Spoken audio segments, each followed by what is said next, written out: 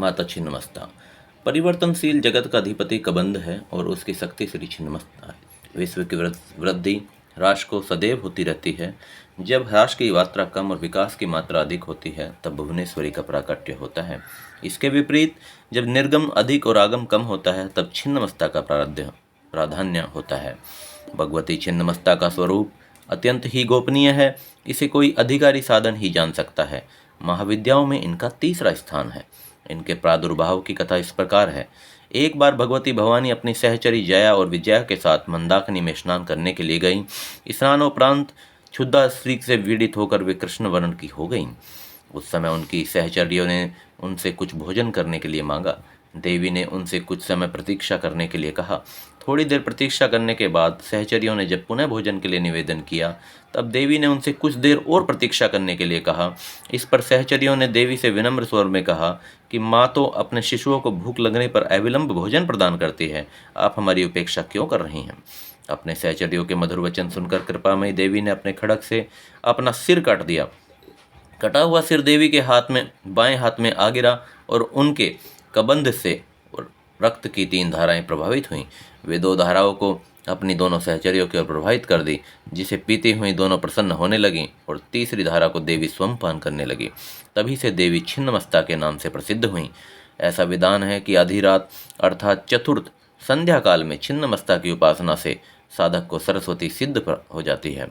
शत्रु विजय, समूह स्तंभन, राज्य प्राप्ति और दुर्लभ मोक्ष प्राप्ति के लिए छिन्नमस्ता की उपासना अमोघ है। छिन्नमस्ता का आध्यात्मिक स्वरूप अत्यंत महत्वपूर्ण है।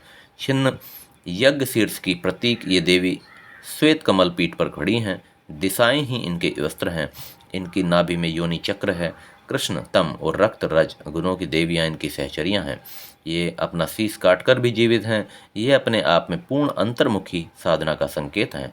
विद्वानों ने इस सतकथा में सिद्धि की चरम सीमा का निर्देश माना है। योग शास्त्र में 3 ग्रंथियां बताई गई हैं जिनके भेदने के बाद योगी को पूर्ण सिद्धि प्राप्त होती है। इन्हें ब्रह्म ग्रंथि, विष्णु ग्रंथि और रुद्र ग्रंथि कहा गया है।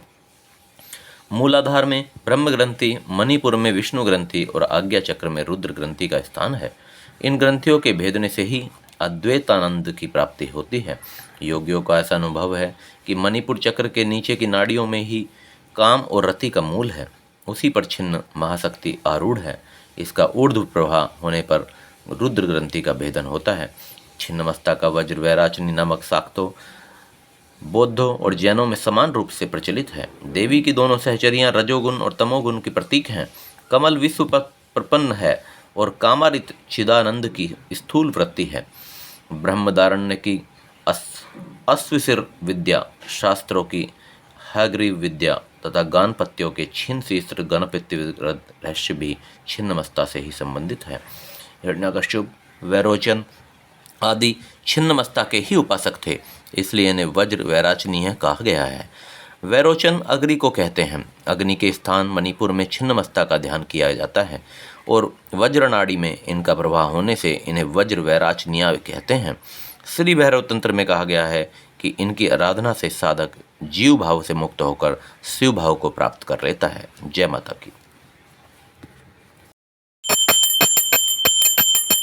अम्बे तू है जगदम्बे काली, जय दुर्गे खप्पर वाली, तेरे ही गुण गाए भारती ओ मैया, हम सब उतारे तेरी आरती। तेरे भक्त जनों पर मैया भीड़ पड़ी है भारी, मैया भीड़ पड़ी है भारी। दानव दल पर टूट पड़ो माँ, दानव दल पर टूट पड़ो माँ, करके सिंह सवार वो तो सिंहों से है बलशाली। अष्ट भुजाओं वाली, दुष्टों को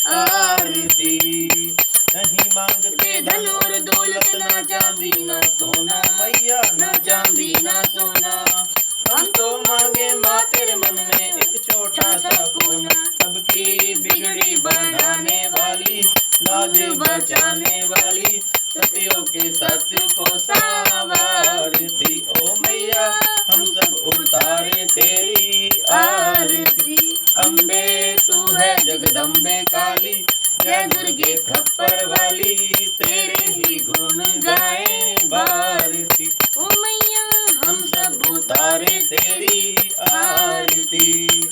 चरण शरण में खड़े तुम्हारी ले पूजा की थाली। वरद हस्त पर रख दो मैया, वरद हस्त सर पर रख दो, माँ संकट हरने वाली। मैया माँ भर दो भक्ति रस प्याली, अष्टभुजाओं वाली। भक्तों के कारज तू ही सारथी। ओ मैया हम सब उतारे तेरी आरती। अम्बे तू है जगदम्बे काली, जय दुर्गे खप्पर वाली, तेरे ही गुण गाए भारती। ओ मैया हम सब उतारे तेरी आरती। बोलो साचे दरबार की जय। जय माता दी।